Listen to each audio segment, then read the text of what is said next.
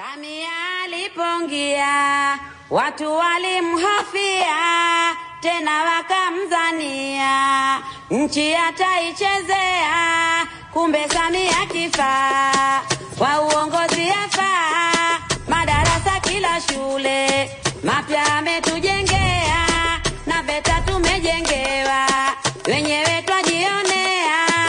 Amefanya mambo mengi na tena yenye msingi. Mwacheni Samia kafanye kazi.